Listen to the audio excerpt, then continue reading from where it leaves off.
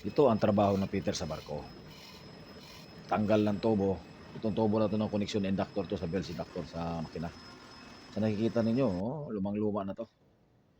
Ito, wala tayong spare na flange. Kaya ang diskarte natin, hihinangin natin to sa sahig. Kasi wala tayong spare. Lagyan natin ng brace para yung posisyon ng flange hindi magbabago. At saka sigurado, accurate yung pagbalik natin. Hindi tayo bulyaso sa trabaho. So ang gagawin natin dito mga kapiter, lalo na sa mga Peter training, siguraduhin natin na yung paglagay natin ng press, pulidong-pulido. So sa nakikita ninyo, tingnan nyo naka-osli yung tubo. Allowance lang yan mga kapiter.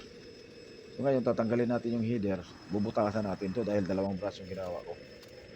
Okay, sa nakikita nyo, gumagamit tayo ng acetylene. Yan, kakatingin natin. Nagrayan natin to ng kaunti. Sa nakikita nyo, bakit pagkaiba yung kulay ng tubo? Puti at saka itim. Kasi wala kami available na kasayon. Carbon steel na tubo. GI na lang ginagamit natin. Schedule 60 to. Schedule 60, Schedule 40 kung hindi ako nagkakamali. At saka yung elbow nito, long radius elbow to. Ginawa kong short radius. Nandun sa video ko paano gumawa ng short radius na 45 na elbow. Galing sa 90 degree na long radius na elbow. Okay, sa nakikita nyo, pina-full weld natin to. Ang pag-full weld dito, kabilaan lang, hindi pwede ka mag-full weld na isang direction. Kailangan, counter yung pagka-full weld. Kung mag-full weld ka sa kabila, full weld ka rin sa kabila.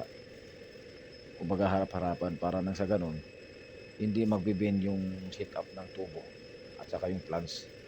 Kailangan na pag-welding sa flange, kabilaan, alas 12, alas 6, alas 3, alas 9 ang pag-hacking nito. Hibitak ang gamit nito mga kapiter sa nakakaalam. So sa nakikita ninyo, palipat-lipat ako ng posisyon sa paghihina ng flange saka sa tubo para hindi magbabago yung posisyon ng flange. Okay? Ito, tapos na. So nakikita ninyo mga kapiter, naka-osli yung allowance na, clearance. Wala kasi plans, kaya nangyayari ganito. Itong nag-video sa akin, hindi ko makakarinig sa Tagalog, kaya Englishin ko na lang. Guys, in this case, this kind of process is direct. Because we don't have spare plans, that's why. As you can see, ito, nakikita nyo mga kapiter, tingnan nyo, naka-osli yung mga tubo. Kakatingin natin. Okay, tapos na. Ito yung pinaka-finished product natin. Yan. Naka-welding yung loob at saka labas ng flange natin. Ito, tapos na.